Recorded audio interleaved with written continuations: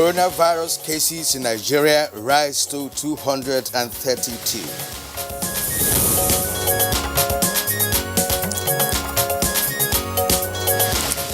Christians observe Palm Sunday in seclusion due to COVID-19. Before now, some nations in crisis were left on their own.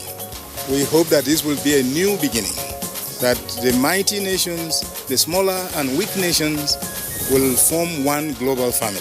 As you can see, the entire church is closed. So the message to our people is, in order for Christ to truly be king, he has to reign in your heart. And in your homes there, even though we are not able to come out, you can still hold on to him. And shortly, very soon, we believe that God will bring us out of these problems. Police in Lagos arrest Nollywood actress for violating lockdown restrictions.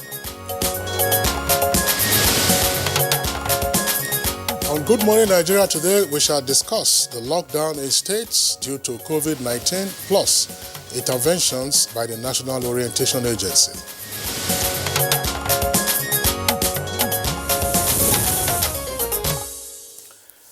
As we speak, the world has crossed the 1 million mark of COVID-19 cases and still counting, as the pandemic has brought nations of the world that can boast of robust national healthcare services and plans to their knees. You can say that again, Kirian. Now, the pandemic has been so devastating worldwide that an Indian couple recently named their newborn twins Corona and COVID as a kind of reminder of the pandemic.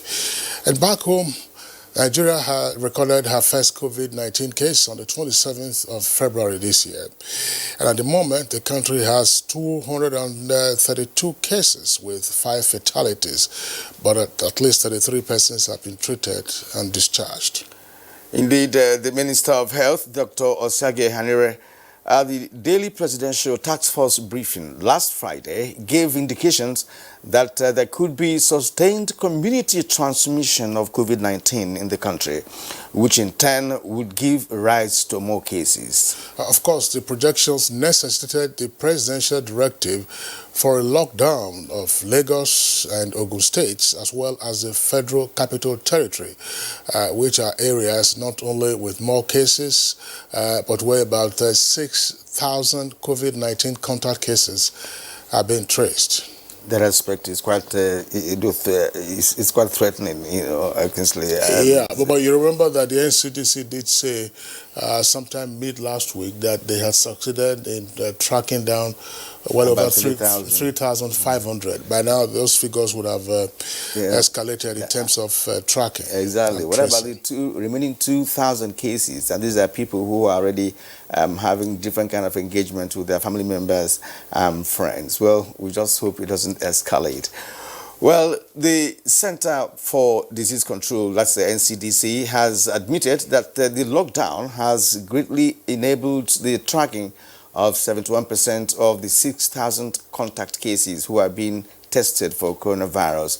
Testing laboratories have also been increased to 8 nationwide. Well, Kirian, of course, it was observed in the Federal Capital Territory last week that the consideration given by the Presidential Task Force for residents in affected states to shop for food in neighborhood markets between 10 a.m. and 2 p.m.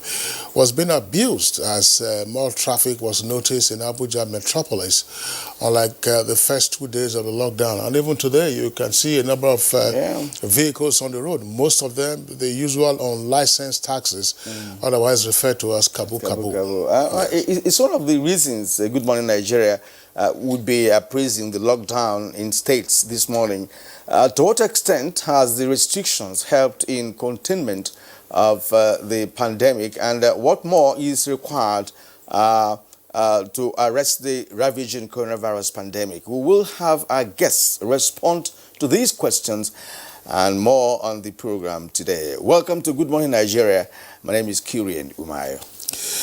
And I'm Kingsley Osadolo. I join Kirian to also welcome you to the program, reaching you as always live on the network service of the Nigerian Television Authority. We are here in our Abuja headquarters studios. In the course of the program, of course, we shall also take a look at the interventions of the National Orientation Agency since the outbreak of COVID-19 in the country, plus regular complementary segments other than the business package. Right now, let's listen to our other colleague, Nolin Ebelame, as she gives us the highlights of the morning news. Good morning, Nolin. Good morning, Kingsley and Kirian. Good morning, Nigeria. Here is the morning news. The Nigeria Center for Disease Control, NCDC, says 8 new cases of COVID-19 have been reported in Nigeria, 5 in Lagos, 2 in FCT, and 1 in Kaduna. This latest report brings the number of confirmed cases to 232 as at 9:30 p.m. on 5th of April 2020. Meanwhile, the NCDC says 33 patients have been discharged while 5 deaths have so far been recorded. Yesterday was Palm Sunday, a day Christians commemorate the triumphant entry of Jesus into Jerusalem before his death on the cross. The corona pandemic, however, forced faithful to mark Palm Sunday in isolation. A private mass was celebrated by Most Reverend Ignatius Kaigama, whose message centered on hope and trust in God in overcoming the challenges. It's not just the cross woven with a palm branch. So we encourage our people to keep hope alive and never be discouraged. This is extraordinary. This is a strange time, and I'm sure all this will pass. We have been using the technological opportunities to reach out through Facebook, through YouTube, but as you can see, the entire church is closed.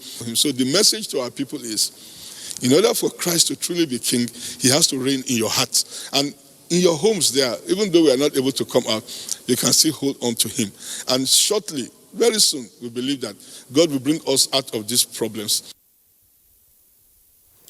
The management of the University of Benin Teaching Hospital, UBTH, has revealed that the health workers exposed to COVID-19 patients prior to their confirmation as infected are asymptomatic and are being monitored closely according to current guidelines.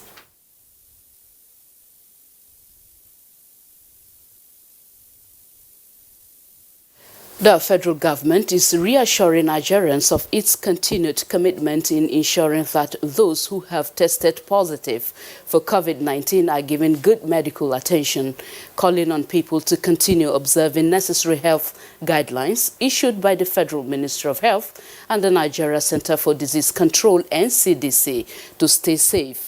A statement by the Ministry of Foreign Affairs indicates that the recent commendation to Nigeria by Secretary General of the United Nations, Antonio Guterres, on the effective way Nigeria is handling coronavirus is a morale booster to the federal government on its determination to curb the spread of the global pandemic.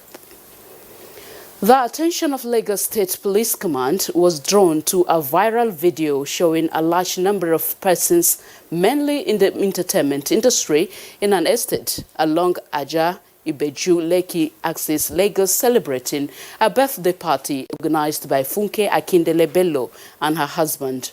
Police Public Relations Officer, Lagos State Command, DSP Bala Elkana, in a statement said police detectives from the state CID Yaba were promptly drafted to the location. Funke Akindele was arrested. Though investigation is ongoing, efforts are intensified to arrest the remaining persons in the video, among whom are Aziz Fashola, aka Naira Marley, and Abdul Rashid Bello, aka JJC Skills. They are in their best interest urged to report at the state CID Yaba on Monday, 6th April 2020, or risk being declared wanted. That's the news for now. Good morning, Nigeria continues with Kingsley and Kieran after this break. I am Nolin Ebelame. Thank you for watching.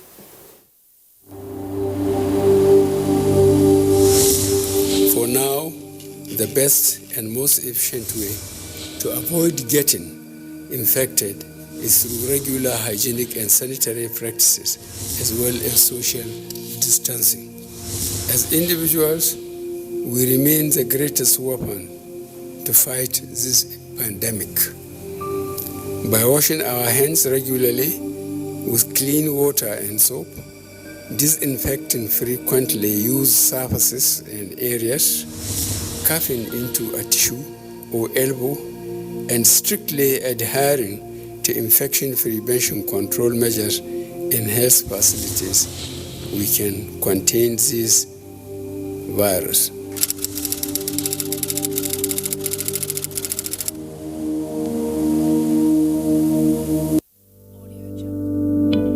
Coronavirus is real. Steps to avoid this pandemic.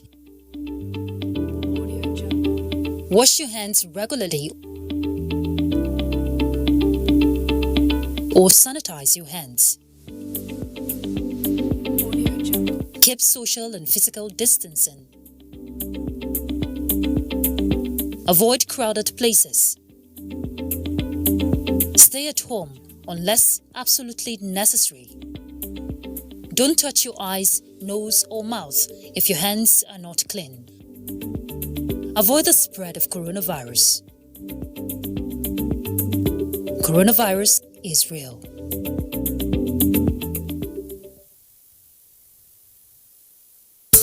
Son, being good at something requires strength. It requires putting in more.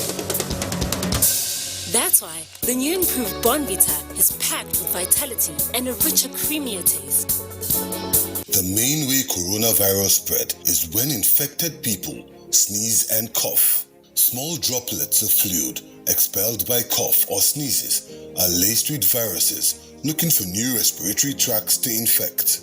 When a sick person sneezes around someone who is healthy, the virus can land in the nose, mouth, or even the eyes, causing an infection. Symptoms can include fever, cough, shortness of breath. Symptoms may appear within 2 to 14 days. Seek medical advice if you develop symptoms and have been in close contact with a person known to have COVID-19, or if you live or have recently been in an area with ongoing spread of COVID-19. This message is brought to you by the Nigerian Television Authority, NTA, Africa's largest television network. Treat your family to a cereal that's made from the natural goodness of maize and soya protein and specially combined with Grain Smart, a smart combination of vitamins and iron, so that they have the right kind of energy to help them reach their full potential and turn the simple into amazing. Eat up and carry go, because nothing do you. Golden Morn, make every day amazing. Nestle, good food, good life. And it says irregularities in his breathing. The first thing they said was he has a Down syndrome, but the Down syndrome thing is not even the problem now. It is the heartbeat that definitely has a hole in his heart. That was where oh my God, that day was just a different thing.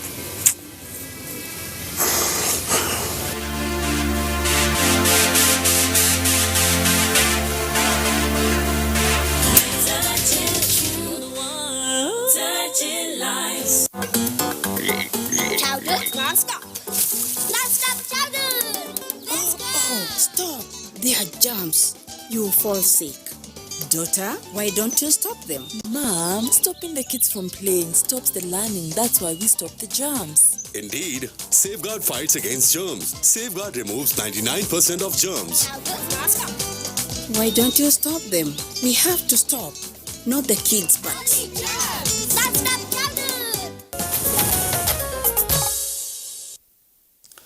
And you are watching Good Morning Nigeria, and we thank you for staying with us. Next is Newspaper Review.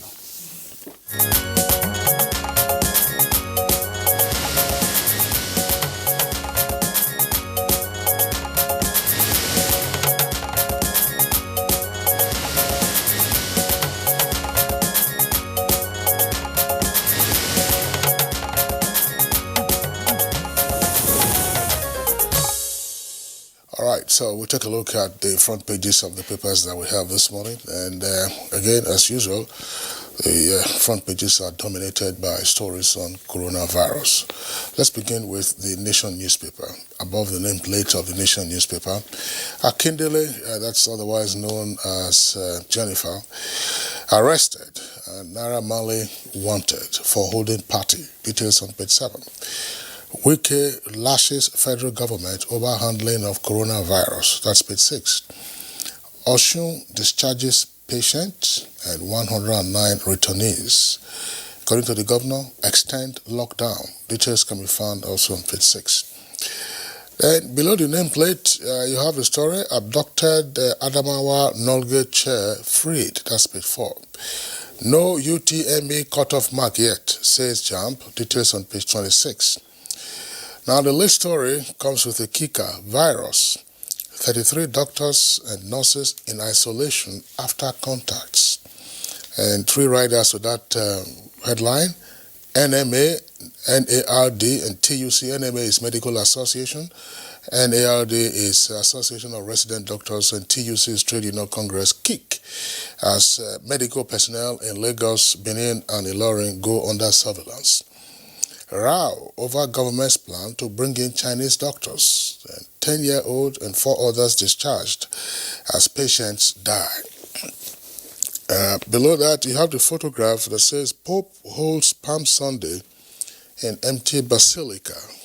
Adeboye urges peace. A concord to Nigerians, don't lose faith. Details are inside the paper. Then, as usual, the Nation has a sidebar. Also there on the front page, giving in figures the tally of the devastation of coronavirus worldwide. You can see there over 1.25 million cases have been reported, and over 68,000 people have died from the coronavirus, and nearly 260,000 have recovered. Now for Nigeria, the figures are there starkly: 223 cases, deaths 5, recoveries you have 33, with active cases being 194. Lagos continues to lead with 120 cases. FCT, that will be 47, and Osun is 20, even though Lagos has 120 and FCT 47. Per capita, you would say that the FCT is ahead because the population of Lagos is far more than that of the Federal Capital Territory, where you have 47. And then you have other riders there, well, it's just below the sidebar. Footballer's body for post-mortem COVID-19 test in Benue. Airpeace for China to bring in medical equipment. Abia to mass-produce face masks. 10 pastors held for holding service. Call doctors reject conscription. 52 end isolation in Oyo. Hoodlums steal bags of rice and gari. Kaigama to government, be sensitive. Otom and deputy test negative. Boris Johnson, that is the British Prime Minister, admitted in hospital. And just right at the foot of the front page, gunmen kidnap Nasarawa governor's advisor, and Queen of England raises hope, page 5. Kieran. Yeah. A lot of that on COVID-19, across the globe. Let's turn to leadership newspaper from top to bottom. OPEC, Russia meet Thursday on crude oil supply cuts. With a rider, federal government plans integration of artisanal refineries to curb oil theft. Details of that story can be found on page 6. All right. Niger State relaxes curfew, orders workers to resume. It's on page 2 of leadership newspaper. Now, coronavirus, the lead story. US, Germany, France in war of masks. With several riders to that story. Prepare for more deaths next week, Trump tells Americans. Nigeria's confirmed cases now 232 with 5 deaths. Lagos discharges 5 more patients. Federal government takes delivery of medical supplies from Turkey. Christians mark Palm Sunday at home, and Airtel Nigeria donates 1.9 billion naira to COVID-19 fight. The stories are on page 4 of the leadership newspaper. Now, below that, on the right-hand side, Shippers Council kicks against exclusion from Port Session Review. That story is also on page 4. Now, at the bottom of the leadership newspaper, we have some other stories. Dangote Cement woos investors with 100 billion bond issue. It's on page 19. Funke Akindele arrested for flouting lockdown order.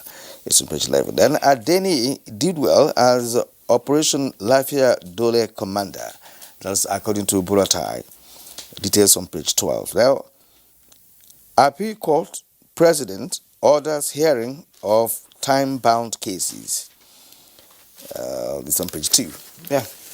Yeah, all right, Kieran, I mean, I think the stories are fairly straightforward, but I mean, virtually everything on COVID-19.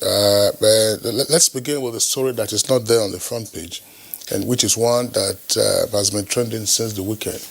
The attempt to provide a linkage between 5G, that is so-called 5th generation technology in telecommunications, and coronavirus. I mean,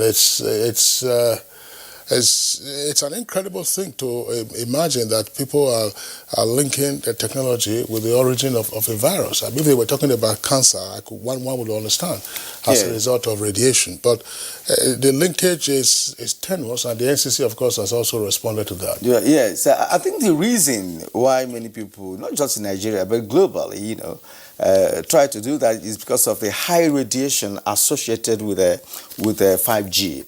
I actually experienced a demonstration of 5G at the Hebrew University in 2014, when they had a 1 week of Science Week, they called it, right?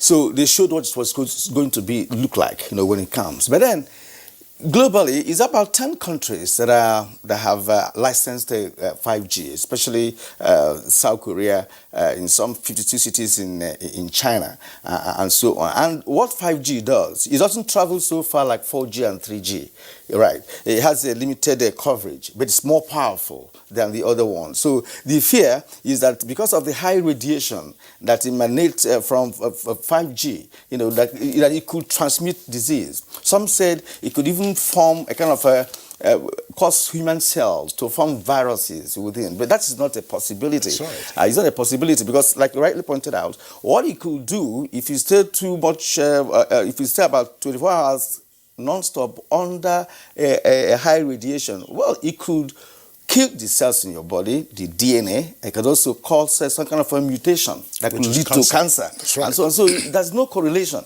between virus transmission and 5G.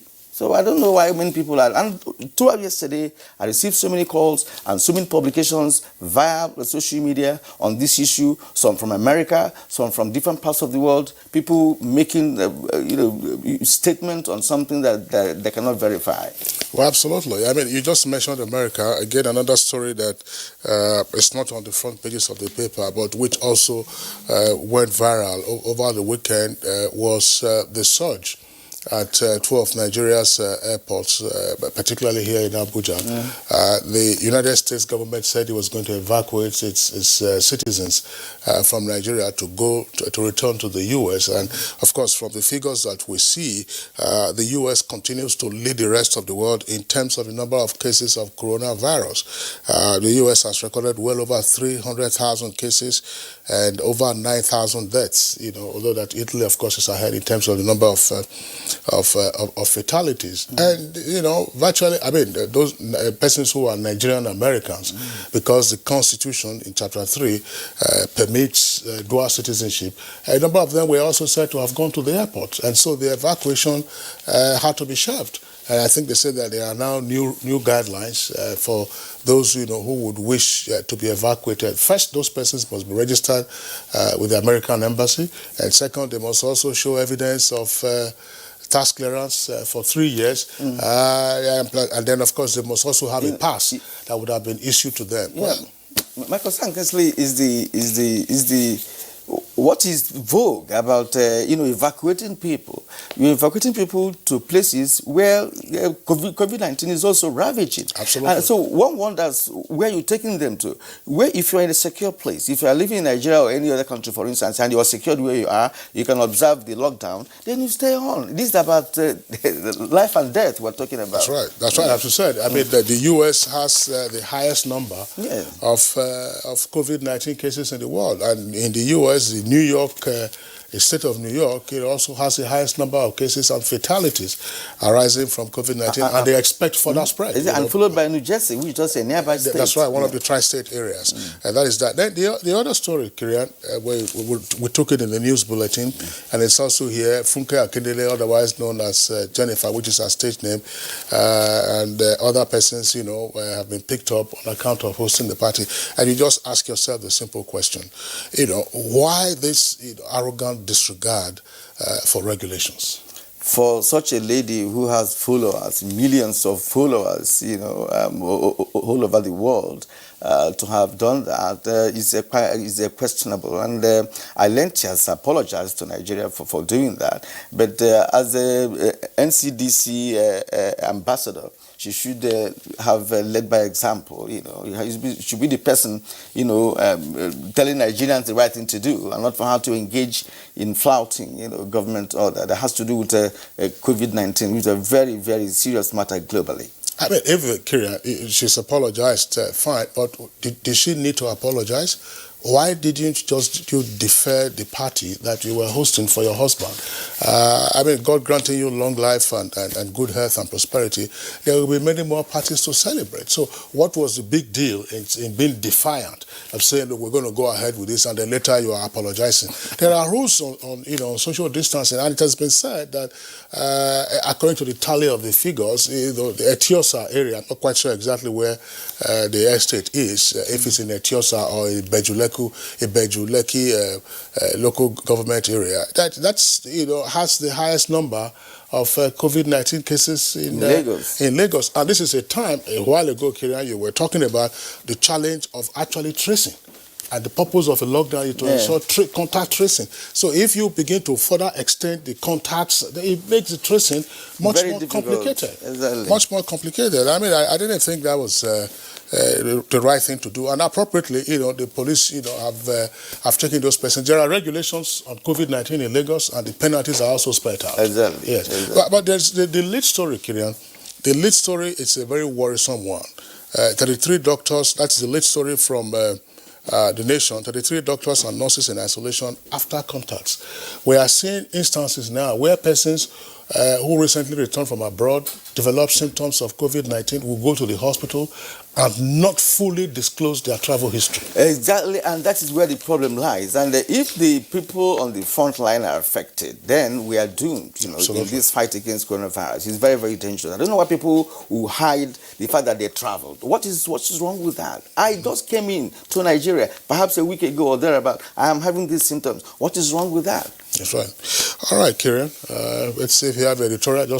Maybe just mention up the headlines, and then we sign off on the super review. It's just beyond lamentations over healthcare system. You're just making an assessment of the nation's healthcare system, whether it can really be said to have the capacity to handle the COVID-19 issue, which of course is not true, based on what we have on ground. Absolutely. And based on, projections, made a few years ago on how we can establish a specialized hospitals in Nigeria. That never happened. And the editorial is talking about money that ought to have been used to establish major hospitals in Nigeria, which went down the drain, starting from 1999 to 2015, as the case may be. All right. Well, Kirian, that's another running issue that we'll return to from time to time. I'd like to thank the editorial was from the Daily Independent, I believe. Exactly, Daily Independent. Okay, all right. So that does it for us on this super review segment. We're taking a short break now. When we return, we'll go ahead with our items for conversation this morning. The coronavirus, also known as COVID-19, is spreading at an alarming rate all over the globe, including Nigeria. With the number of infected persons in Nigeria increasing daily, prevention is better than cure. Coronavirus has no cure. The virus spreads from one person who affects two persons, and by the time the affected person is isolated, the two persons have affected four, and it keeps spreading.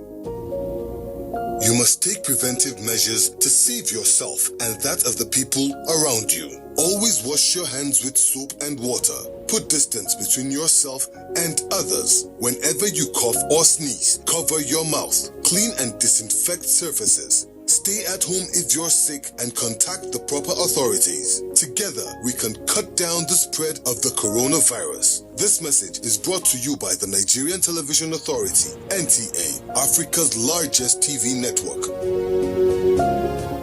I had invited the boss for lunch. Okay. Then I get called to handle some emergency. Then my plan B, the caterer, gets hopelessly stuck somewhere. What? Then I call hubby, and he says, What are we going to do? Relax, we got this. No, we don't. now it's up to me and him to save the day. You okay?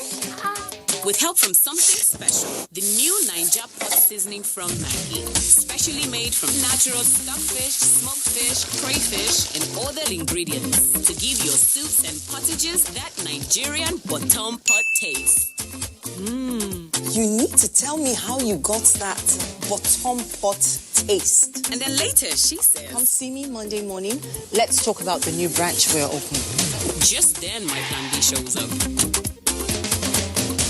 And just when I thought the drama was over.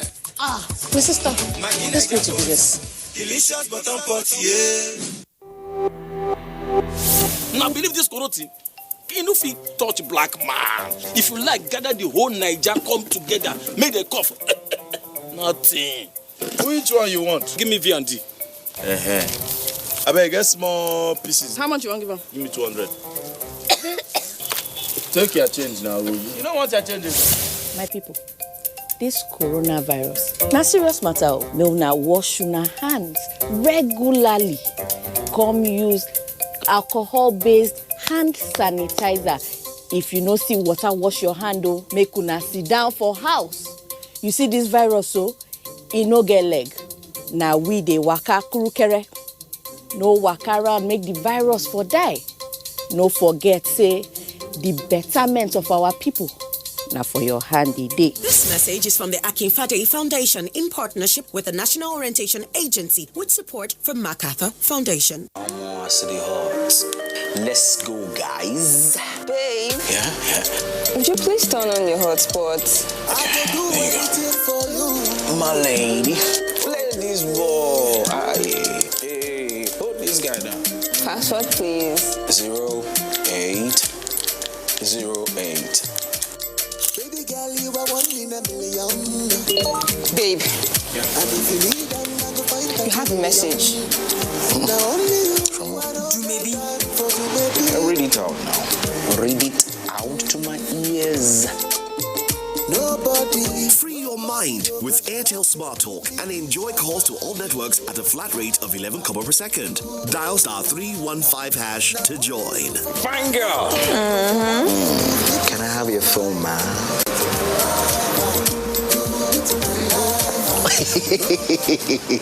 Airtel, the smartphone network. Our first conversation this morning has to do with the National Orientation Agency and COVID-19 in Nigeria. And it's my pleasure to welcome the Director General of NOA, Garba Abari, to the program. Thank you, sir, for joining us this morning. Thank you, Kirian. Good morning. All right, Dr. Abari, I also joined Kirian to welcome you to the program. Of course, we had you much earlier in the sense of coming to discuss what the NOA would do with respect to sensitizing Nigerians on COVID-19 in the early days when we had the index case. But thereafter, we've received, of course, a number of tweets on various aspects of our conversation, urging the NOA to do this, urging the NOA to do that, in terms of ramping up public enlightenment and also expanding the frontiers of message and messaging to Nigerians at large. So what has the NOA been up to? Well, thank you very much, Kansley. And let me seize this opportunity and, of course, put it on record. Our deep appreciation to Nigerians for always sending the same tweets and perhaps WhatsApp messages and that the NTA, indeed many other media houses must have been receiving on what the NOA should have been doing and must do, also gets to me. And this underscores the fact that there is quite a large quantum of expectations that Nigerians put on the National Orientation Agency. Having said that, I would want to say that since the start or the commencement or the outbreak of the COVID-19, we have not been resting on our oars. The nature of the operating environment makes it such that we have to do our sensitization and the advocacy functions in a segmented manner. Now, what do I mean by the nature of the environment? We have a large quantum of people that we would want to reach on the social media, which is one of the most cost-effective way of reaching a very large number of people. We have 3 social media handles: the Facebook, Instagram, and the Twitter. Anyone who is active on Twitter will definitely see how active the Twitter handle has been, or what we have been on our social media, Facebook and Instagram pages. That is one segment of our sensitization and advocacy work. We are doing it alongside, especially 2 key players, in this sensitization. The Center for Disease Control that gives us content, and the Ministry of Health that also complements where it becomes necessary. We also take information from the presidential textbooks. This is one. The second, and which is actually now proven to be a bit like the weakest link in our sensitization chain, is what involves person to person, community to community sensitization, especially by way of trying to make people aware of the dangers that there are inherent in the COVID-19 affliction. I want to say that in great parts of rural Nigeria, up to now, it is business as usual. In fact, it is not even only in rural Nigeria, even in many cities and towns, it is still business as usual. But this is not actually for lack of sensitization.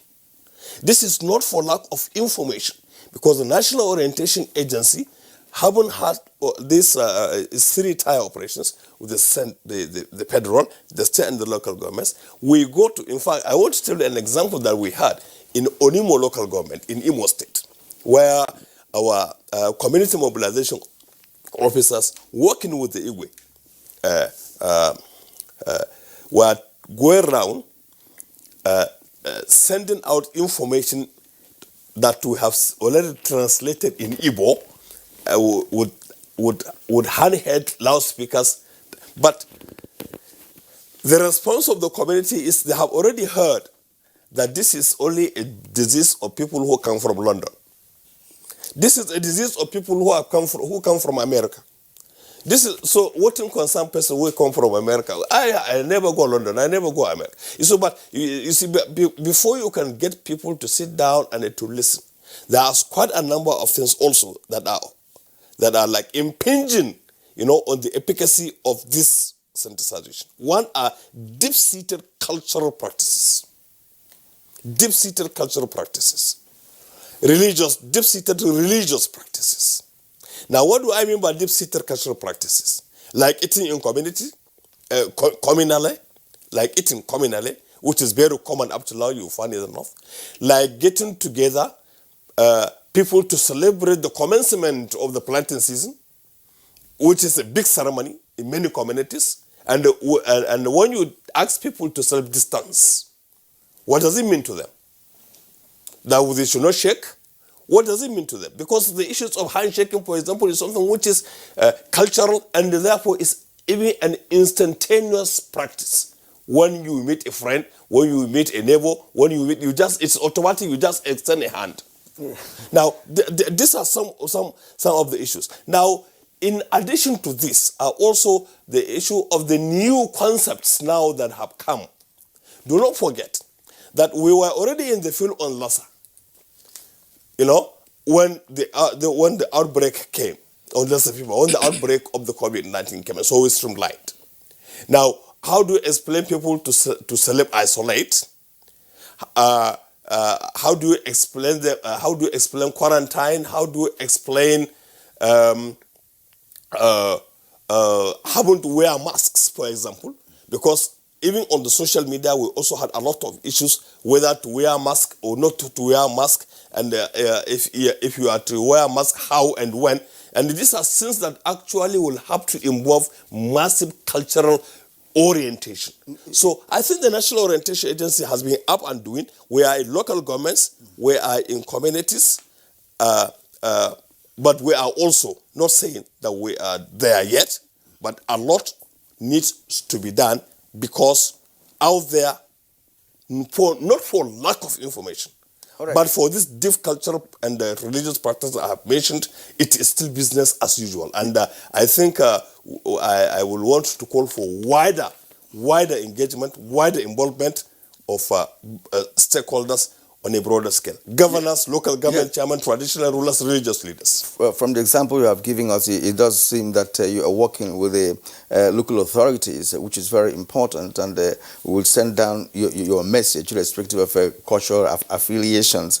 Now, let's be more specific about what you are telling Nigerians, because as you rightly pointed out, many believe that COVID-19 is a big man's sickness, apparently oblivious of the harm that could cause to a wider community. There are myths associated with COVID-19. First, some say if you drink water regularly, warm water regularly, that if it attacks your throat, that it will wash it down, and there it goes. Some also believe that children and young persons don't get it.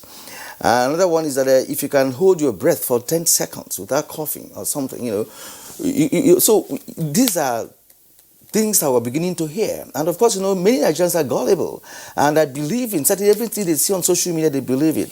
Now, how are you countering such myths? Because it's all part of the message that we expect you to send across to Nigerians. Part of the way we are countering this actually is one I've just come to see when I was coming into the studio. You will see some of the videos that have been very well acted and produced. So we send out this on the social media and on the conventional media. But the messages that come from the Center for Disease Control are the messages that we translate. We have translated in Hausa, in English, in Fulfulde, in Kanuri, in Efik, in Pidgin, and these are. And they keep changing. They keep changing. For example, the idea of if you drink warm water, it cures the disease or it stops you from getting afflicted, we can track that. In fact, only yesterday, a large quantum of such sensitization material were sent to my inbox from the Risk Control Management Committee of the NCDC, which we will want to start working on as from today. Now, as we make progress, information keeps coming. Like, for example, the last 2-3 days has been about 5G and how this is definitely going to kill all of Nigerians through radiation, through cancer, through. So the dynamics of the debate and the conversation keeps changing, and in the same way and quantum, we also respond to it as it arises. So what do we say? For example, in every local government, our first sensitization started with our community mobilization officers to record themselves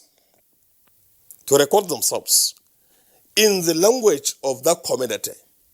Record themselves in the language of that community, and that recording in the language of that community is what we take to the communities. Because if you talk to a person in his own domain, in his own domicile, in his own language, it becomes easier for him to relate to that information. And this is some of the things we are doing. So I hope that actually answers the question. Well, you have the entire country. Yes. 774 local government areas as your, shall I say, playground? As my friend before, yes, okay, my playground. For you, as the National Orientation Agency to carry out your sensitization activities. And considering how COVID-19 happened upon us, we've been grappling with this now for just about 2 months. How sufficiently resourced are you to do some of the things you would still like to do in order to begin to break down some of the cultural, if not religious, resistance to the core content of your message and messaging? In terms of how adequately resourced we are, I want to say we are not anywhere near what we will require. We are not anywhere near what we will require. I appreciate actually the depth of the public sector funding, and that explains why, as you can see, majority of the sensitization jingles I have to do in partnership with either donor agencies or civil society or. This is just the fact of the matter. In terms of sufficient resource, we are just not anywhere near what we would want to have.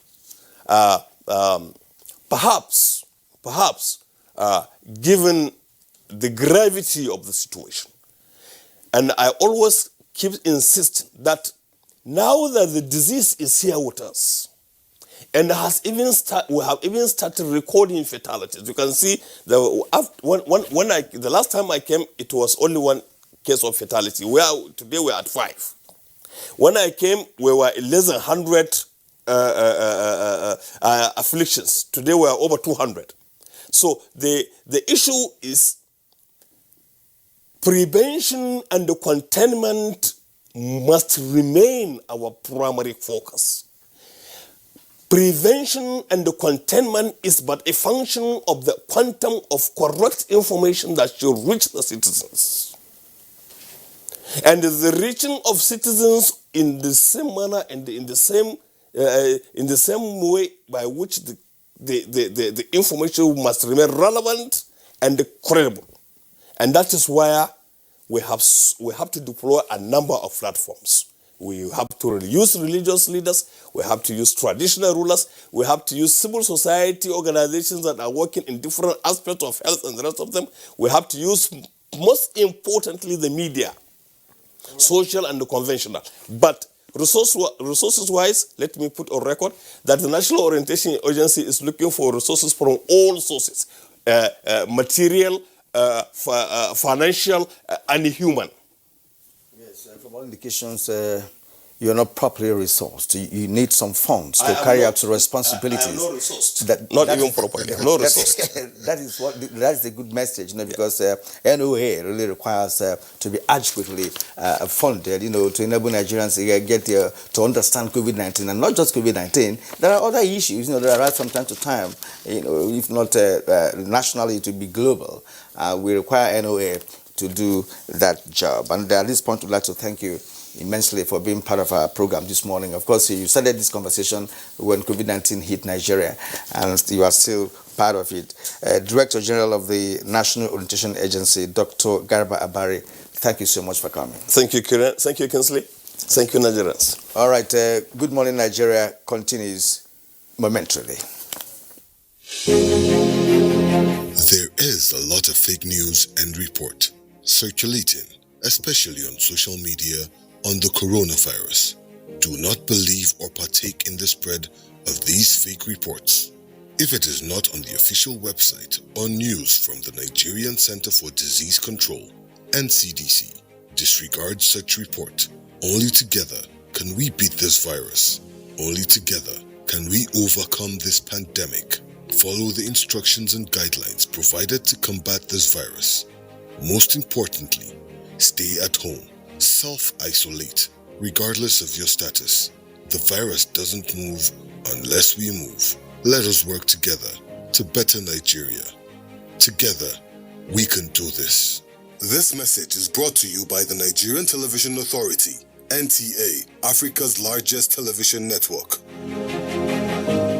Nigerians, coronavirus is dangerous. It can kill. When you see this sign, high fever, cough, shortness of breath, drowsiness, pneumonia, don't panic, don't hide. Don't embark in self-medication. Promptly visit the nearest medical facility. Report all cases to the nearest hospital. Prevention is key. Avoid contact with infected persons. Avoid crowded areas as much as possible. Wash your hands regularly. Use hand sanitizers. Your life is precious. Stay alive. Live long, live right. This message is sponsored by the Federal Ministry of Information and Culture and the Nigerian Film Corporation. Nigerian Film Corporation, powering possibility. In Nigeria, there is one sound we need to silence.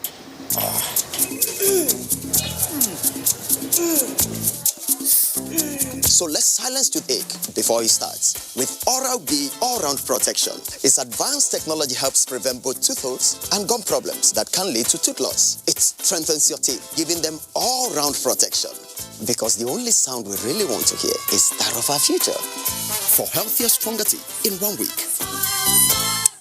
The coronavirus, also known as COVID-19, has been declared by the World Health Organization as a global pandemic. While clinical trials are ongoing for a vaccine and a possible cure, there is no known treatment for the coronavirus. Nigeria has recorded some of these cases, and people are advised to take these preventive measures to keep themselves safe and contain the further spread of the virus.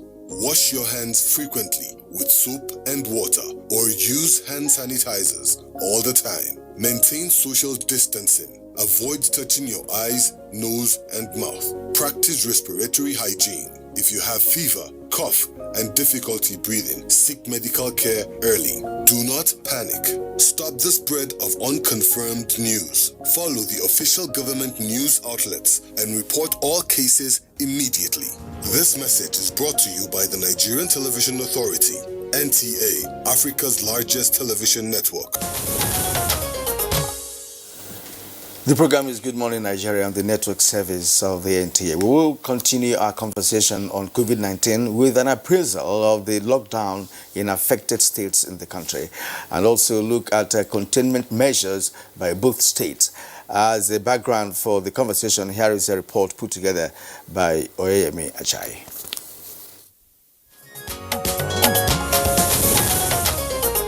Citizens in these areas are to stay in their homes.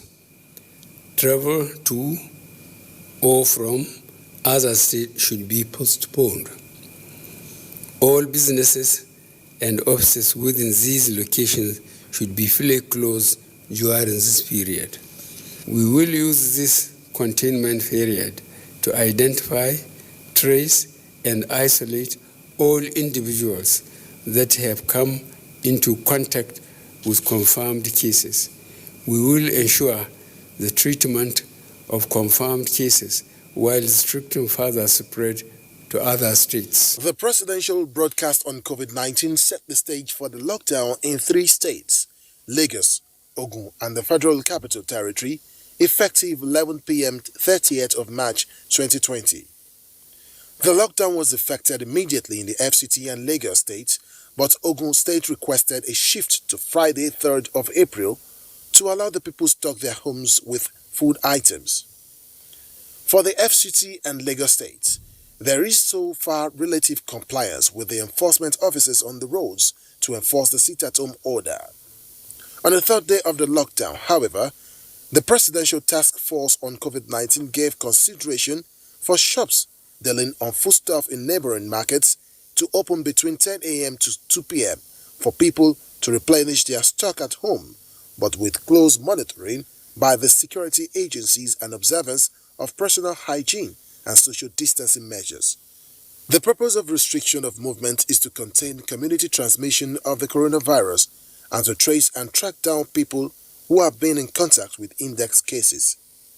However, Ogun State officially commenced its lockdown on Friday, with the governor saying the lockdown will be total from the day of commencement till Tuesday, when all markets in the state would open between 7 a.m. to 2 p.m. every 2 days with intervals. He noted that the total lockdown of the state for the first 3 days was to allow for complete fumigation of the state to disinfect public places such as motor parks and markets. Apart from the states affected by the presidential directive, some other states have issued their own directives to residents with various types of restrictions, including partial lockdown. Since these measures, COVID-19 cases are still being recorded, with more recoveries and deaths. Many Nigerians, however, agree that the lockdown has been helpful, as the Presidential Task Force on COVID-19 says tracing of about 6,000 contacts has reached advanced stages. How effective has the lockdown been so far, and what else needs to be done to contain COVID-19 in the country? Guests on Good Morning Nigeria will discuss these issues shortly.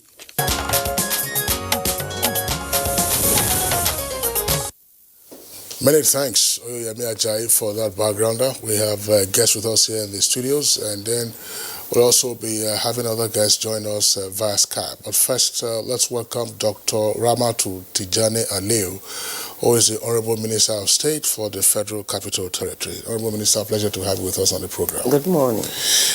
Also here with us in the studios is Dr. Moses Njoko, who is a virologist and senior research fellow in Department of Human Virology at the National Institute for Pharmaceutical Research and Development. Dr. Njoko, pleasure to have you around on the program. Good morning, Nigeria. Okay. All right, and via Skype from Akure is the executive director. Well, as a matter of fact, we have earlier planned to have 2 governors, one from Ondo State and then that of Jos. Now we are receiving signals that Ondo State Governor is ready for us. Now, so let's formally introduce the Executive Governor of Ondo State, His Excellency Governor Rotimi Akeredolu. He's also a Senior Advocate of Nigeria. Governor Akeredolu, good morning and welcome to Good Morning Nigeria. Nigeria, thank you. All right, and also via Skype, well, we have not been able to establish contact with Jos because now, all right, now we can talk to the governor of Plateau State. Via Skype, we have the executive governor of Plateau State and chairman, Northern Governors Forum, His Excellency Governor Simon Bako Lalong. Governor Lalong, it's good to have you join us this morning on Good Morning Nigeria. Thank you very much, Kieran, and good morning, Kingsley, and others that are there. You're welcome. Right. Your Excellencies, Honorable Minister and Dr. Njoku, once again, I'd like to have you join us on this conversation. We should actually begin with your Excellencies. Incidentally, Kieran, there was a day we were discussing security issues, and the 2 governors were also with us on the program. Governor Lalong was here in the studios, and Governor Akeredolu joined us via Skype, as he's doing today from Akure. Now, Governor Akeredolu of Ondo State and Governor Lalong of Plateau State, your 2 states are not among those states that are federally mandated to be on lockdown. But we do know that a number of states, have taking their own measures of shutting their entry and exit points as part of the containment steps against COVID-19. Just give us a sense of what is first playing out in your area of jurisdiction, beginning with Governor Akeredolu, Learned Senior Advocate in Akure. He said the federal government did not include us states, Ondo State in one as one of the states that was to have complete lockdown. But on our own, we took very important steps. We believe that crowding in schools had to be done with. So we closed down our schools. So our schools are not open. And we also decided that it was necessary for us to reduce crowding in the offices of our civil servants, where our civil servants are. So in that wise, we also reduce activities there. And when we say we reduce activities in in the secretariat and other places where we have civil servants. And what we did was to say those on levels 1 to 12 should stay back. And if their services are needed, they will be called. So we have senior officials who are now manning our schools. Now, and the last thing we had to do when we found out that the markets were becoming uncontrollable is to close down the market totally. And we have done that, and from there proceeded to sanitize, fumigate our markets and public places. And when our neighbors, all of us agreed that we should close our borders, we also went ahead to do that. Those are the steps we're taking for now. Let's go back to Jos, where we have the Governor Simon Bako Lalong. Just in the same vein of the question raised by Kingsley with respect to what you are doing in Jos for the containment of COVID-19. I have one interesting thing to raise about Jos, because last week, if what we read was right, there was this successful refurbishing of a ventilator in one of your hospitals. Is a ventilator that has been abandoned for so many years, but some smart engineers, were able to bring that, back to life. That's well, as my colleague would say, another leg to what I wanted to talk about. So, what are you doing in Jos, Plateau State Capital, and of course other parts of the state to ensure that COVID-19 is contained on the plateau?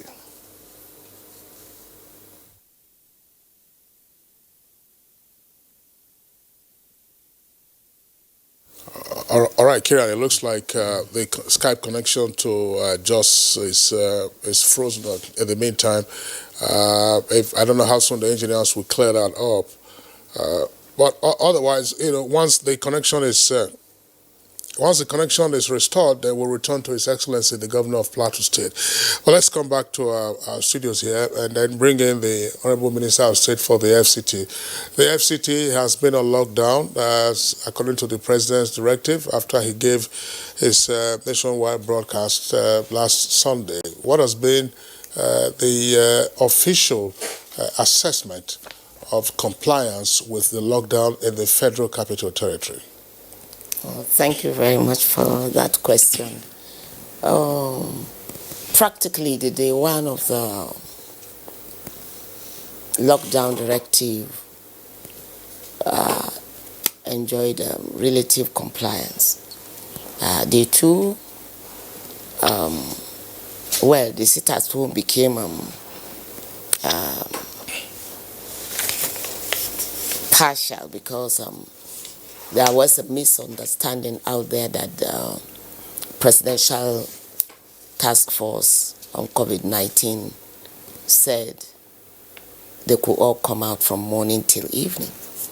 And we had that to contain with because we had to embark immediately on sensitization exercise before the Presidential Task Force cleared the air. Now we have a situation of coming out for the markets, or to the markets in the morning at 10 and to 2 p.m. But practically the setting of the Federal Capital Territory, if you look at it, most of those who actually deal in these vegetables and perishable items come from the satellite towns and the villages.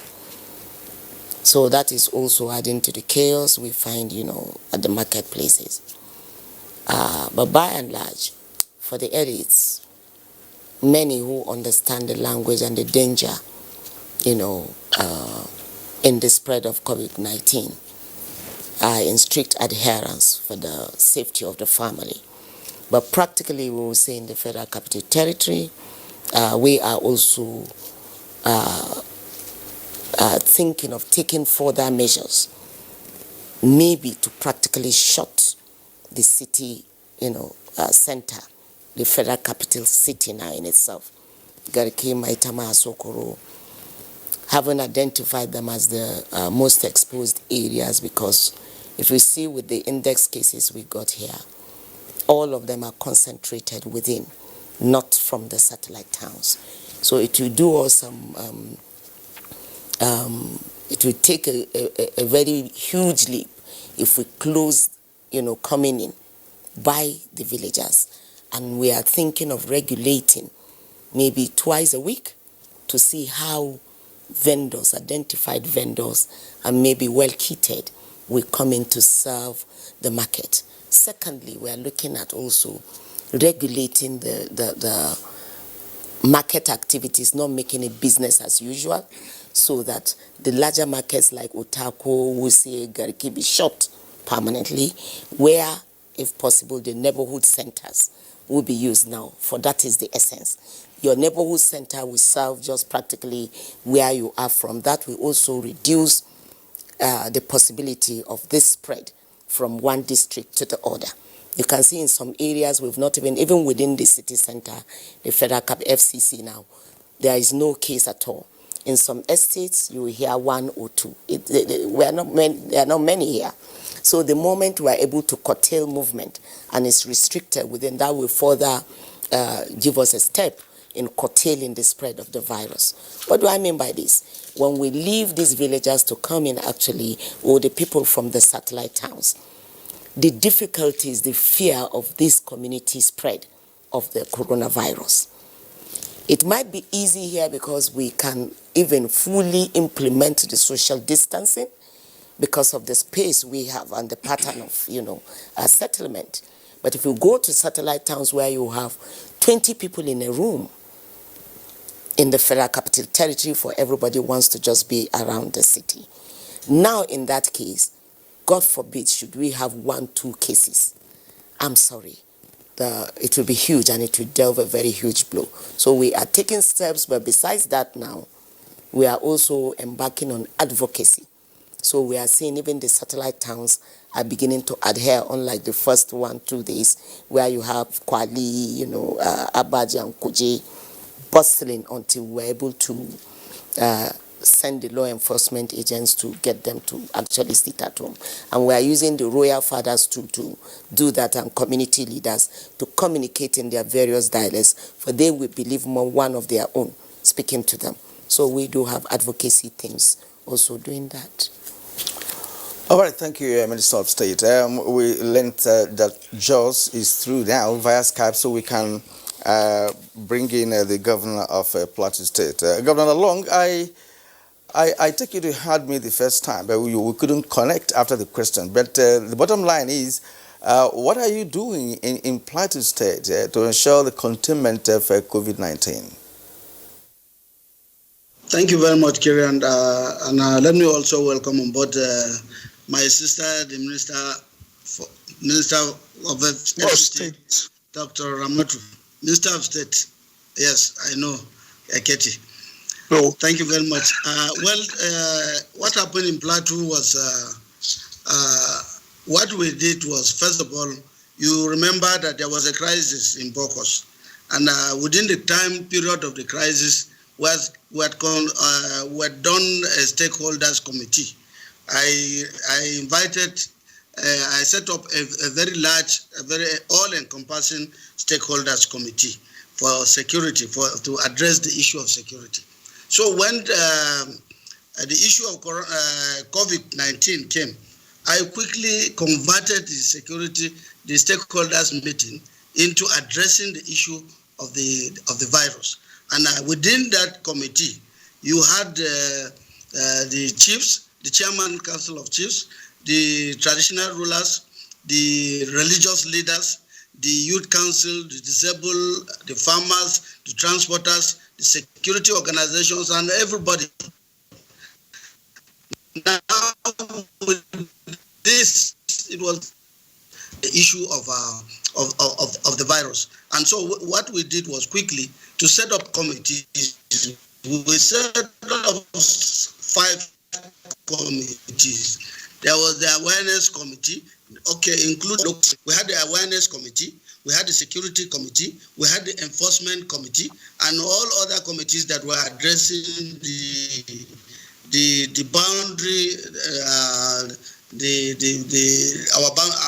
all our boundaries. So immediately what I did, and I made myself the chairman of that committee, the committee on coronavirus. So I am the chairman of the committee. As the chairman of the committee, I started inspection of some of the facilities that we had.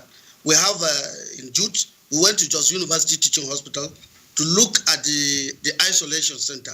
We went to the Birmingham University Teaching Hospital. We went to Plateau State Specialist Hospital, and all other isolation facilities in several of the places. Now, in the course of my inspection, I realized that there were complaints about ventilators, there were complaints about thermometers, for infrared thermometers, and so many other facilities. So what I did was, first of all, to say that in all the isolations, I quickly bought ventilators, bought some to put in those. And we started with our border because we didn't go immediately to lockdown. Because in the course of our discussions with marketers, we said, no, let's give them time to prepare. We didn't want to lock people and people will start complaining. So we said, okay, give you time to prepare, and because we are eventually going to start locking down. So with market women and everybody, so we went back. We bought all these facilities because already there were suspects. There were some cases of suspicions of some Chinese people, about 43 of them, who came back from the airport and sneaked into Wase. So our own test case started with those Chinese 43. But eventually we were very lucky that all of them, after the test proved, they were all negative. They were all negative. So in the course of that, we started going around and blocking all our boundaries. So eventually, the team reports to me on daily basis. Although I don't attend the meeting always, but I make sure as a chairman, I stand down to oversee all other people who are working, to oversee all the people who are working, and also to be sure to oversee all of them that were working, and they get back and it's a daily they report on daily basis. So whatever they do at the field, they come back to report to me. And from time to time, I also address the press, just like I'm going to address the press today. So after a while, I always address the press. So I must say that I thank God, not because of my magic, but up to today, we've not had any case of the virus, of an index in Plateau State, but all the other areas that we did, a few of them that came that were very serious, mostly were people who ran away and sneak into the state from other states, because many of them, about 3 or 4 cases from Lagos and about 3 cases from the FCT.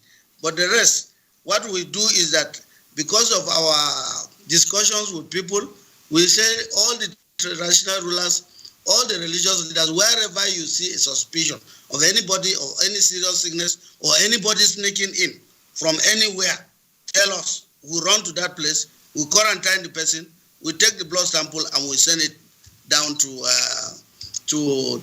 Abuja for the testing. And but in terms of our isolation centers, you know that we have just University Teaching Hospital, and we also made publicity. In the course of our publicity, we saw individuals from Plateau State contributing money. And in order to be sure of transparency, I set up a trust fund. So a special trust fund for coronavirus. And out of our trust fund, we realized almost 30 million out of that trust fund. But we have not taken anything yet from the trust fund. But what we do is that we set a trust fund in case we exhaust our financial energy in the state. But part of what we did also in the state is to address for preventive measures, to be proactive. As it is today, we have already arranged, and by Thursday, we are going to eventually lock down the state because fumigation will start. We are going to do fumigation all over the state, not only in the state capital, but all over the 17 local governments. So all this we do with awareness, and we give people advance notice so that they get prepared for eventualities. Goes up. All right, Your Excellency, Governor Lalong, thank you very much there for your opening salvo. We will return to you in the course of the conversation, but I would urge Your Excellency to also listen to this question because it's relevant to you as well. But let's go over to your brother governor, Learned Senior Advocate Akeredolu, who is governor of Ondo State. It's been said that one of the conditions precedent for the efficacy of a lockdown is public enlightenment. A while ago, we had with us the Director General of the National Orientation Agency, and he indicated part of the resistance that their communication messaging is getting, social and cultural, and indeed perception. Persons, countrywide, some persons believe that this is a disease that afflicts people, who are in the UK or Europe or elsewhere in Europe or in the US or who have come from those places. Or if you are in Nigeria, then you must be a big man because they hear of some of the affluent neighborhoods where these persons, have been identified as having coronavirus. How is this kind of perception impacting on the measures that you have taken to contain the virus, so that people will understand that if you tell them not to come to the market, this is the reason why you are telling them not to do so. If you tell them not to come to school or come to work, this is the reason, and that you are not just merely declaring an extended public holiday. I told you the composition of our stakeholders. And our stakeholders' composition even went down to the grassroots.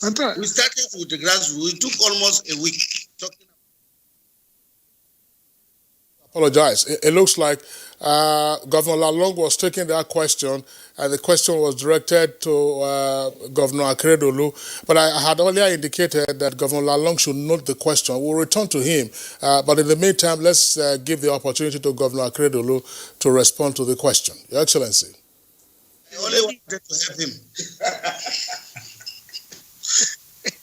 Thank you. I thank you, SB, for trying to help me. I thank you. Let me say this. We are a peculiar state. That is Ondo State. Why do I say we are peculiar? We face almost yearly situation of this nature. So our people have grown to know what steps to take and what we need to do. Because unfortunately for us, Lassa fever do come here seasonally. We have always addressed them about cleanliness, about all things they have to do to avoid Lassa fever. So when the issue of coronavirus came up, it became easier for us because we have experience in this. We have isolation centers in Federal Medical Center in Owo. We have the Infectious Disease Hospital here in Akure. And so what we try to do is that let's inform our people that in areas, because usually issue of Lassa fever occur more in the northern central district. So they are prepared. So direct our energy more on our people in the central and south central district. So a lot of things have gone in terms of publicity. We have billboards littered that littered those states. We also do a lot of promotion work on the radio, the state radio and television. So a lot of publicity has gone on. And I can assure you, it has always been a lot that we take advantage of our level of illiteracy. Literacy in Ondo State, by and large, it's easier to manage people here because they take responsibilities themselves, because the people here are largely literate, and we do have people in the interior, and most of them have children who are outside who tell them also, who communicate with them, and we have used churches, we have used mosques, and you can always imagine that, look, in Ondo State, most of our churches on their own, most of the places of worship on their also even stopped people from coming. Even when we have said you can syndicate your worship, have about 50 per session, but most of them decided we'll close our border, we'll close services and listen to the services are now done via Skype or via other means, new media. So for me, in Ondo State, it's not been something that is arduous. We have committees in place. Our own committee on coronavirus is headed by the Commissioner for Health and assisted by the State Special Advisor on Health. So they are working. They also report to me every day. I get to know. So at the end of the day, yes, we have had one index case now in Ondo State. And I said to our people, I've addressed the people that, look, there is no need for you to be afraid because luckily for us, this incident happened in the barracks.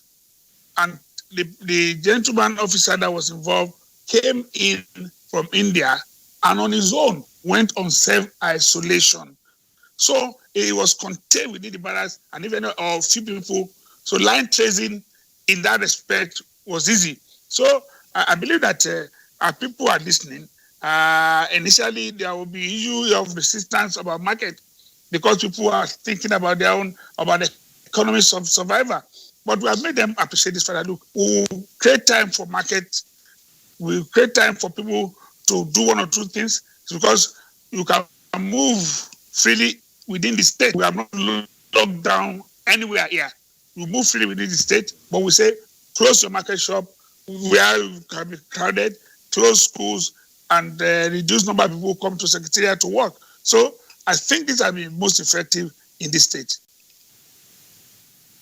The two governors for actually coming on the show this morning to educate Nigerians, not just those of them in their various states, but the entire Nigerians, especially their fellow governors, in different parts of the country, which is also emulate what they are doing. At this point, we'll come back to you later, but at this point, let's return to Abuja and talk to the only professional that we have here with us. Dr. Moses Njoku is a virologist and, of course, senior research fellow, Department of Human Virology, National Institute for Pharmaceutical Research and Development.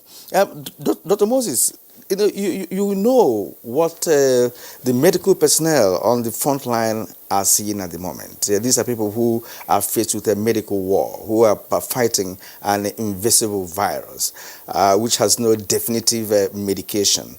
Now, what kind of medication can produce new therapeutic antibodies for coronavirus treatment? I wanted to make this assessment, based on the fact that the virus has a strange strain, which is new to the world. But for the fact that people are recovering means that there's something positive is being done. Can we share your thoughts on this? Thank you very much. The virus is, at the moment, doesn't have any particular medicine that is directly an anti-coronavirus medicine. But what everybody is using is supportive medicine. This supportive medicine can help to take care of fever, can help to assist the person when they are battling to save the respiratory system, which is being attacked by the virus. And when that is being done, you need something. These people some of them will have infections, some of them will have other health conditions. So you need something that will help to keep the system going. And in that process, we have a lot of countries using antiretroviral drugs because these are viruses. And these antiretroviral drugs, they believe will have effect on the virus itself because they are all inflammatory viruses. They destroy the cells, they cause super reactions of the body, they cause a lot of deaths on the cells and the tissue. So because of that, many countries have used antiretroviral drugs to work towards reducing the viral load, that is the level of virus growing in the system. But right here, what we did, what we are doing, like what we did during the Ebola time, we were able to come up with two products at that time. They were all the same thing based on, that was based on chloroquine and other antibiotic combination, which was now used, was to be used to face Ebola, which is similar family of the virus. And we also had an anti-inflammatory drug, which we called Niprimune, the Niprid. and it was also, NTA has also carried it. And that's also because there are a lot of things that happen at that time that do inflammation in the system, and then you need an anti-inflammatory medicine.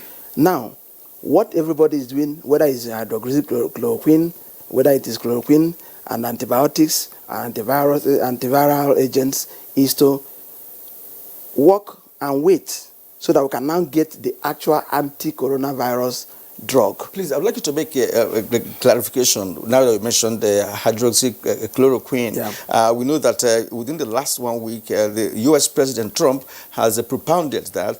But of course, the CDC head of the U.S. also said no, that treatment is slow, and there has not given any scientific result that can make one to depend on that. So, because, why one say that, because many Nigerians have been acquiring chloroquine and keeping it waiting for any clarification for them to start taking chloroquine as a treatment for coronavirus. So I wanted to clarify that. And we also know that those who are most vulnerable at the moment are those who have perhaps a compromised immune system and those who have other other diseases in their system before catching coronavirus. If you listen to what they say is the symptoms, one of them is fever. That is one thing that actually tells you okay, we can use drugs that are used for fever to manage. You also know that people that have lost their immune system strength will now have other infections coming up. That's where you have antibiotics. You may not be very specific, but you have kind of a broad spectrum antibiotics which will now take care of any of such infections. And the issue is in the circumstance that we have nothing, you cannot just wait, and then it has been proven, even during Ebola, that you have supportive treatment. In this supportive treatment, you have a combination or cocktail of many drugs that are related to that same anti-inflammatory, fever, antibiotics, bacteria or other microbial infections. So you don't have to wait and say until you now approve drug. Just like during the HIV, when the HIV started, there was no drug.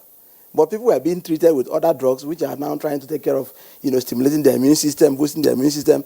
And as they continue to sustain that, drugs were being developed. Right now, you see that people are saying, we have a vaccine that is coming up in US, in Israel, but you can't go into them. You can use this opportunity, even those drugs that we're talking about, those chloroquine and supportive cocktails. You can use this same opportunity to now test them. The CDC is now talking like this because they have seen that, and they are telling us now, we have not seen that difference. So they can say that. But at the moment, supportive drugs are meant to, take the patient on intensive care, to hold on the patient on intensive care. If you go to a doctor, first of all, he will give you something. He's suspecting something, he sends you to the lab to go and do tests. When you come back, he will now give you specifics because he has now gotten the real thing that is worrying you. Dr. Moses Njoko, I would like to stay with you and still on the issue of lockdown, because the key purpose of a lockdown is to contain or otherwise prevent community spread. Yeah.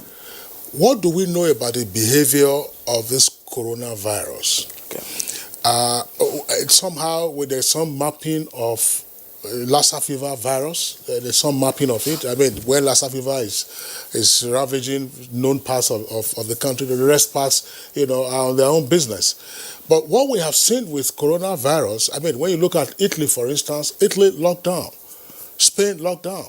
There's a debate now in the U.S. whether you should have a nationwide lockdown or leave it only to New York and elsewhere. And yeah, in the course of the lockdowns that we saw, even in China and in most parts of Europe, there was still, the numbers were still climbing in terms of cases being identified.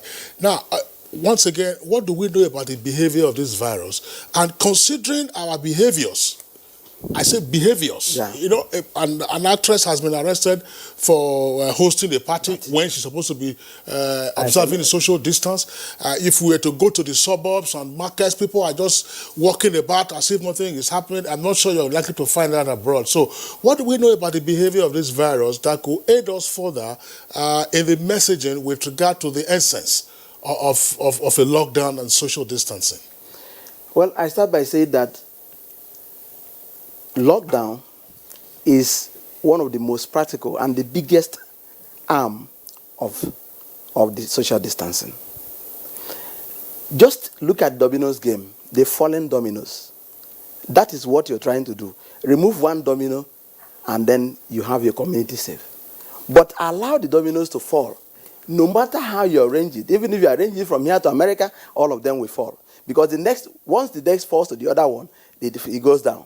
And no matter the community it enters, it will just don't remove anyone.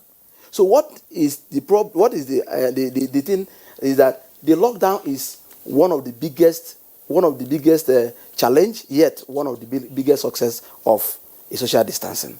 Yes, if you are able to contain it in communities, if you listen to the governor, he tells you we found 4 Chinese. He mentioned was a local government. So if, for instance, now that nobody enters or gets out of Wase, the virus will remain in Wase.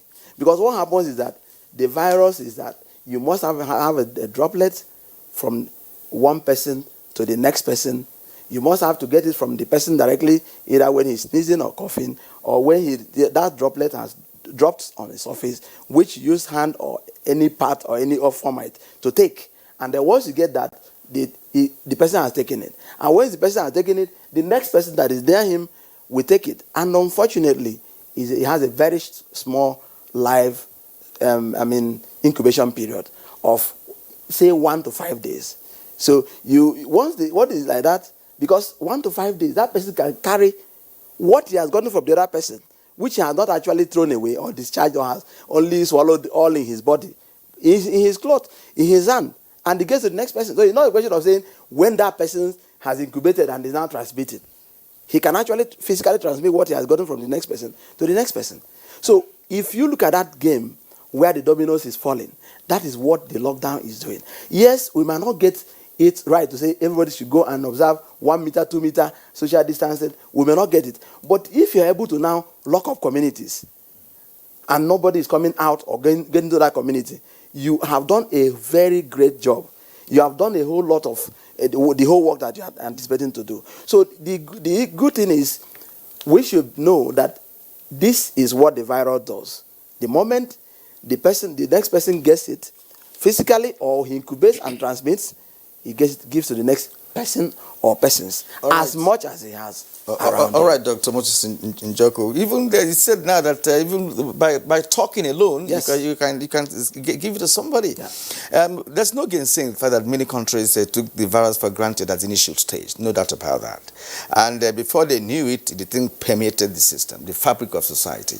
That is what happened in Italy and elsewhere. And we hope, well, Nigeria, we started too early, very early, to tackle this, even at the close to the the index case we had in Lagos. Now, Honorable Minister of State, looking at the FCT, of course, the lockdown is working partially, so to speak, because if you get around satellite towns, it does appear that it's business as usual, as you have also pointed out. Now, let's look at some measures being taken to also ensure that people are locked down without bearing so much grudges. Not talking about palliatives, involved. Let's talk about that, because if people are locked down, especially those on daily pay, who can no longer fend for themselves for now, not because they don't have the capacity, but because, of course, there's a lockdown. What is the plan of the FCT for such persons? And if you do have such plan, how do you locate them? Because anybody can appear as a daily paid worker to come and get something from you. Yeah, thank you very much for that question.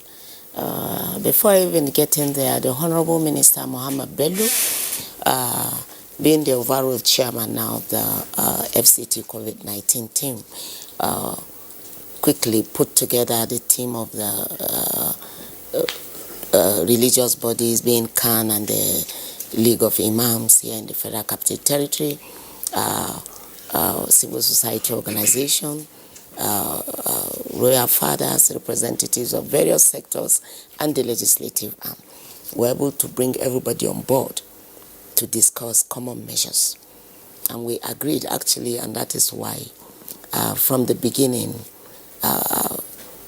even from the outbreak of the Lassa fever, the Federal Capital Territory was on top of the game because we had advocacy teams across the Federal Capital Territory educating on personal hygiene and teaching them how to go about it. I've been the chairperson of that also team, physically officiated and went around the communities to demonstrate to them what to do and not to do. So they've been taken abreast, personal hygiene to some extent. And then the royal fathers also keyed in and gave us some maximum support, for they also spoke to their followers to adhere strictly. Even though, as we know, Nigerians and our, love for the religion, it was a little bit resisted, but then with the task force and the cooperation of the leaders, that was also, contained to some reasonable extent. So why are we still having business as usual, as Kirian said, in the outlying suburbs? I mean, Abuja has 6 area councils, and Yes. these guys are coming and out, into the city. I will take you there practically. Yes. The first day was good for all satellite towns we went around and we saw, until they had that information that they could come to the market. Like I made clear at Benicio, most of these people who transact these businesses are domiciled in the satellite towns. So that kind of, broke our rules and regulation. That was the first place we got it wrong, because we had already perfected we had tags for everybody. We were taking numbers of, identified organized traders, where phone calls will be made by the elites to deliver at the doorsteps for a total lockdown. And we are ready for that.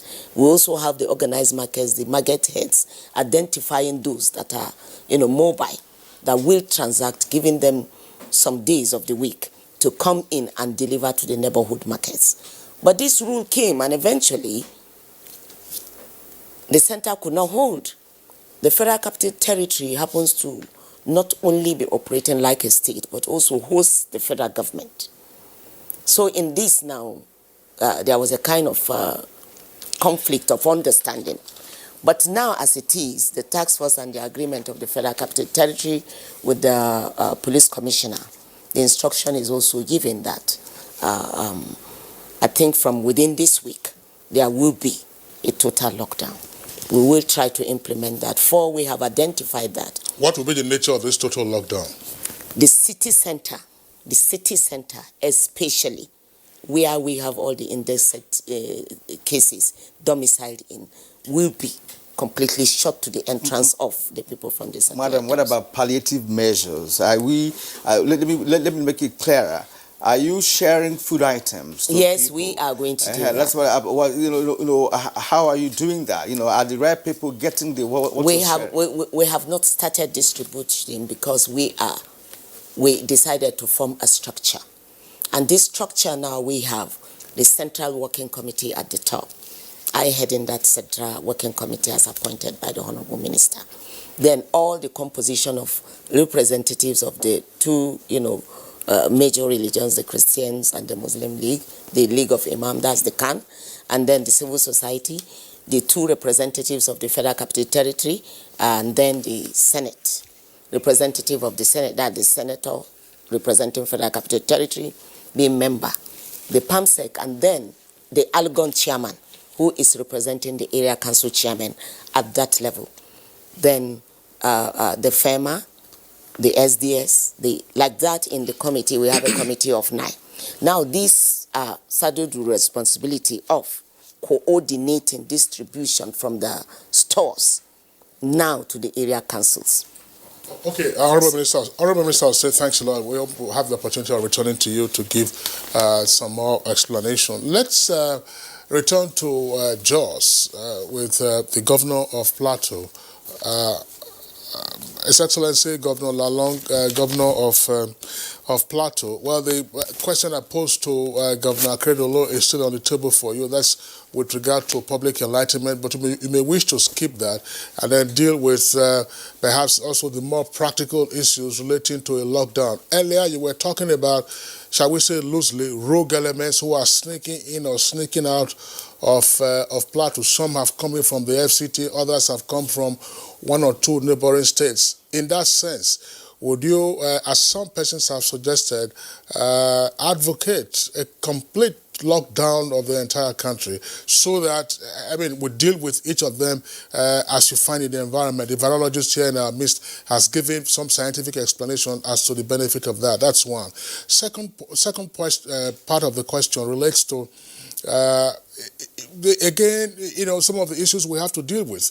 The point has come up that the structure of our economy is such that persons have to fend for themselves, live from hand to mouth on a daily basis. And if therefore you have a total shutdown, how will they fit? Which raises the perspective of palliatives. Your thoughts on this, Your Excellency? Thank you very much. Thank you, Kingsley. And yes, I was going to get to that. And I want to still emphasize on the issue of public enlightenment. What I said we did in the state also, we also translate the same thing to the local government councils. So the committees that are here on enlightenment are the same committee. We replicated them at the local government council. And in order to find coordination, I set up a situation room in Jos. And this situation room collects information and data from all the local governments on a daily basis. This enhances our surveillance and contact tracing across the state. So anywhere we have cases like that, we do our best to be sure that we get it quickly, and then we address, we also address the issue. We're talking about palliative. I told you that was why we were not in a haste to start locking down.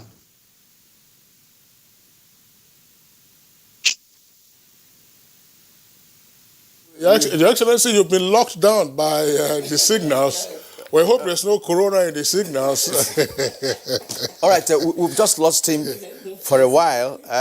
Let's hope that the signal comes clearer in the nearest future. For now, let's go to Ondo State, where we have Governor Akeredolu of that state. I hope he's still there with us. Your Excellency, coming from the question that Kingsley raised, and that has to do with enlightenment, which you told us a short while ago, that you already have a structure for such because of the state's history of Lassa fever. Now, away from that, Ondo is not on lockdown yet. We're not praying that you get locked down in the state, but if there are possibilities of doing that, I'm sure you are going to do it. And in that circumstance, do you have any plan or projections or what could happen in terms of providing some measure of palliatives for the people of Ondo State if that occurs?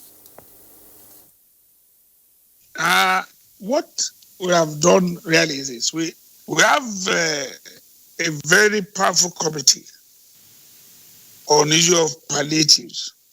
And as of today, we have stocked so much of foodstuff that will be going out by today to all the nook and crannies of the state. And this is deliberate because since we have closed down our markets, a lot of people have no access to food.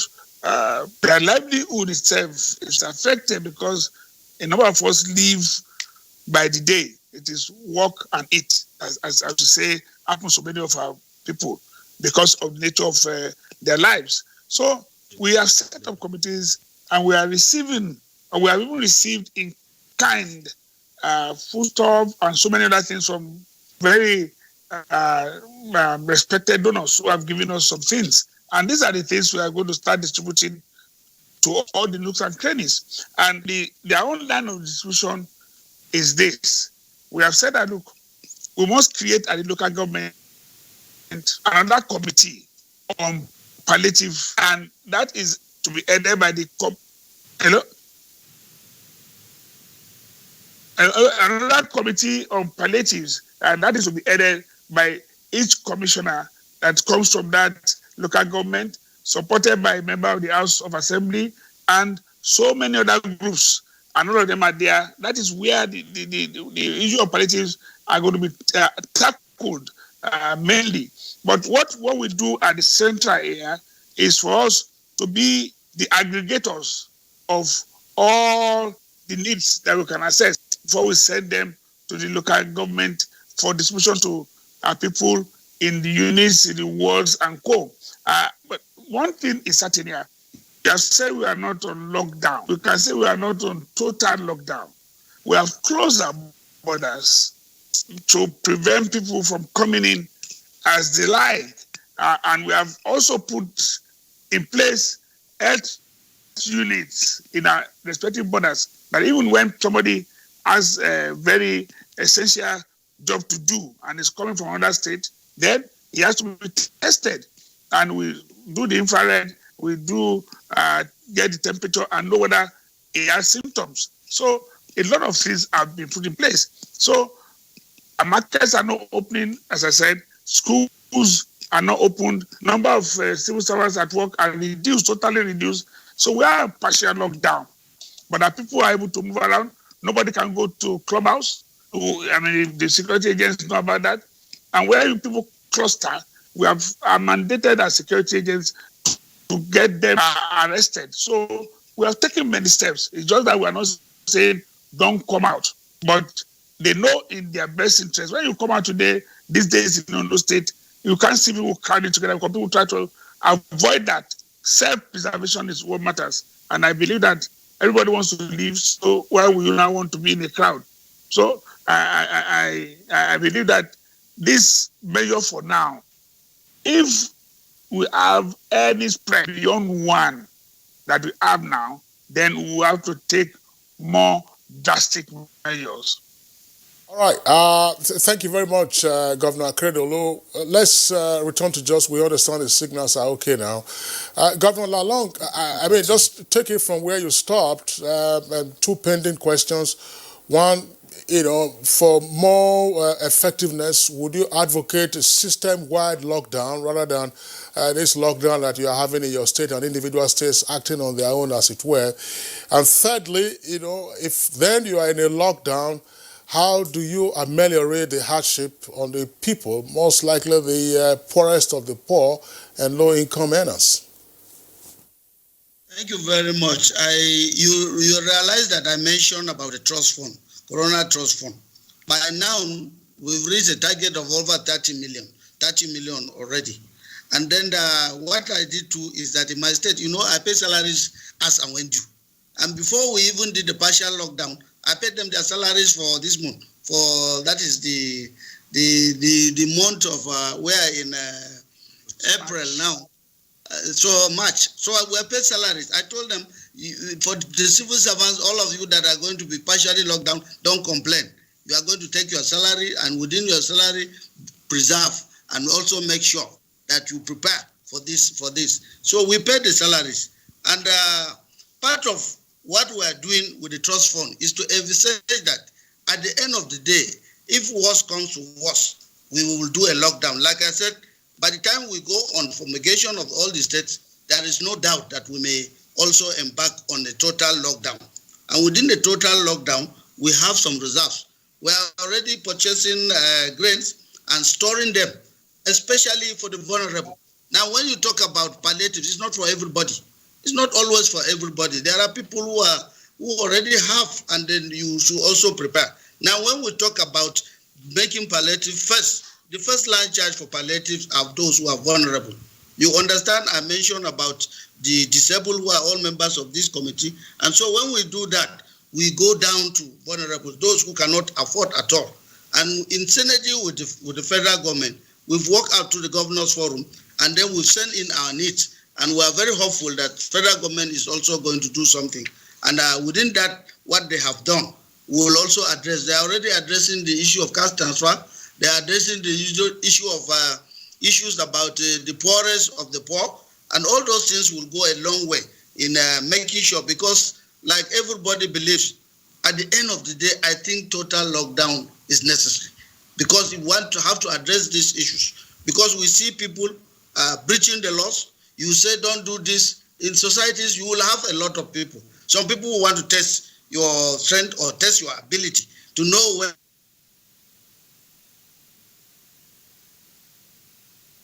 We have on-air lockdown this time around again, and let's come back to Abuja.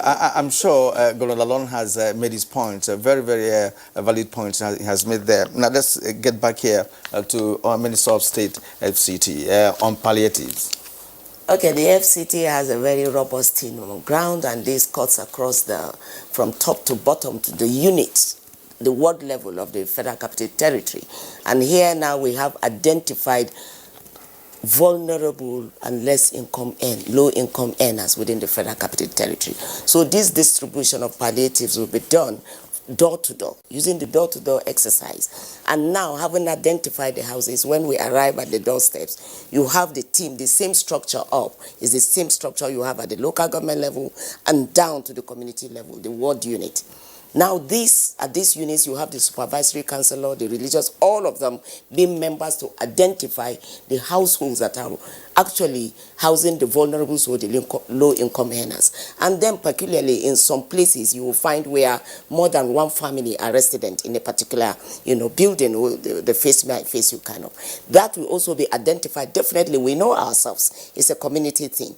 When within there, and it is identified, the heads of the families, the various families will come out. Only the heads of the family in the Federal Capital Territory, so that we do not expose in turn, in trying to take palliatives to the people we are trying to protect, expose them to the same virus. So these 3 people or 4 in the family will come out to receive. How do you deal with boundary communities? I mean, the Nasarawa State is one of the neighboring states to the Federal Capital Territory. Mm-hmm. Any person can ride from one man village to Masaka, Mararaba, and then you find yourself Yanya, and then you are in Abuja. How do you deal with that? Yeah. What is the arrangement with Nasarawa? Because the reports we have been receiving tend to suggest that the bikers, everybody just moving about as business as usual. You go to Zuba, which is Niger, as part of Niger State, and then you still have that challenge. How are you dealing with that? Yes, like I said before, we had intensified security. The CP has been briefed again, and it's been authorized to fortify the boundaries within, and no more entrances from there, and bikes will be stopped. And for all our staff or members that really needed to come in, if they are tagged, they will now come in with the permit of the Federal Capital Territory. Okay. It is sealed completely. All right, well, I just remember my own door, when you were sharing the politics. Are you part of the people? Are you qualified to be? No, you mean door by door? If you come to my door and drop something, won't I pick it? No.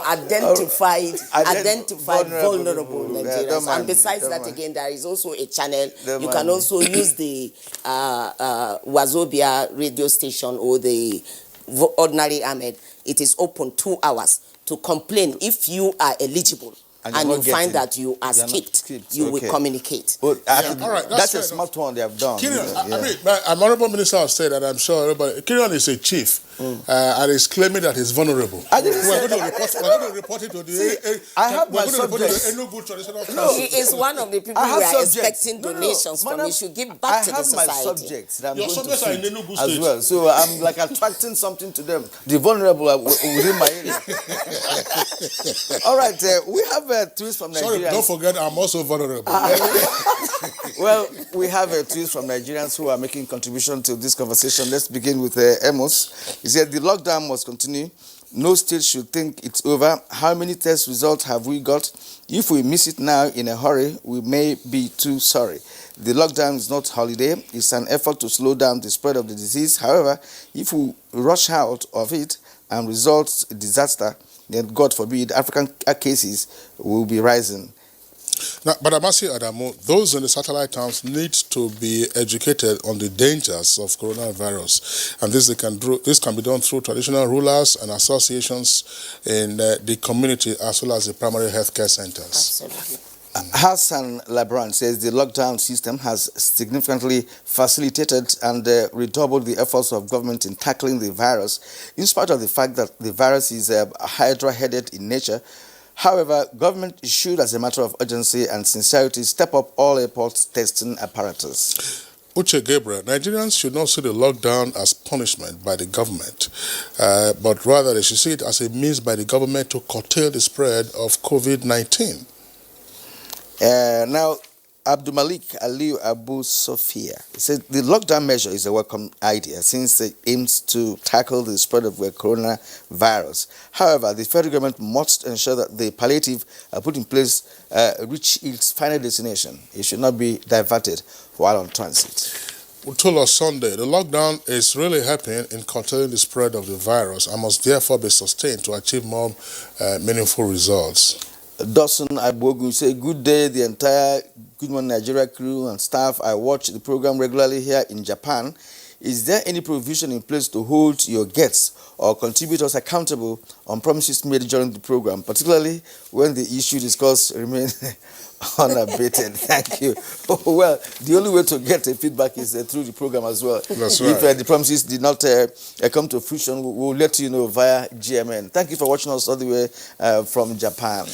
Now, Dele Jack Solomon, many countries are working hard to keep their economies going. For example, to support the economy, protect the well-being of their people and dissuade citizens from leaving their homes. Nigerians hand out months' welfare payments upfront in certain areas should not be compromised. Comrade Aladin Gala, it is the duty of the National Orientation Agency and other media stations to enlighten the nation on dangers of these deadly disease and other national issues. Kudos to NTA for enlightening the people 24 hours. Now, Cecilia Okoroma, the big manism of most Nigerians makes it impossible for the lockdown to be very effective. COVID-19 is ravaging the entire world and no respecter of anyone, and it should teach citizens to strictly adhere to measures that will help government contain the disease. Zimbe Sabo Gushi said Governor Lalong should tell us what he's doing to upgrade the isolation centers as identified, especially those in the local government area. I think he mentioned one or two things that have been done. Yeah, he mentioned a number of locations. That's right. Done, yes. Okay, Kieran, I think we have to freeze our tweets for now, and also, of course, thank our guests from Akure, capital of Ondo State. We're joined by the governor of Ondo State, His Excellency Akeredolu, Senior Advocate of Nigeria. I would like to thank you for being with us on the program this morning. You're a great player. Thank you so much for taking me. And we also would like to thank His Excellency, the Governor of Plateau State, Governor Lalong, who is also chairman of the Northern Governors Forum. Your Excellency, notwithstanding the occasional freezes that we saw on your connection, we really appreciate your being with us on the program today. Thank you very much, but I was a little bit locked down by the network too, in Jos. So, but I appreciate. Thank you very much. All right, Your Excellency, unlock the lockdown, and then we'll take it from there. Right here in the Abuja studios, a deep appreciation to the Honorable Minister of State of the Federal Capital Territory, Dr. Ramatu Tijani Aliyu. Thank you for being with us on the program. Thank you very much. Dr. Moses Njoku, virologist, who is at the Department of Human Virology at NIPRI, National Institute for Pharmaceutical Research and Development. Thank you for being with us on the program. Thank you very much. All right, so that does it for us today. We thank you for tuning in. The program returns same time tomorrow, 7 o'clock in the morning. Stay safe, and if you are in a lockdown zone, please obey the rules. I'm Kingsley Osadolo. And I am Kieran Umayo. Thank you for watching. For our viewer in Japan, please stay safe because, of course, we know there's a spike of COVID-19 in that country.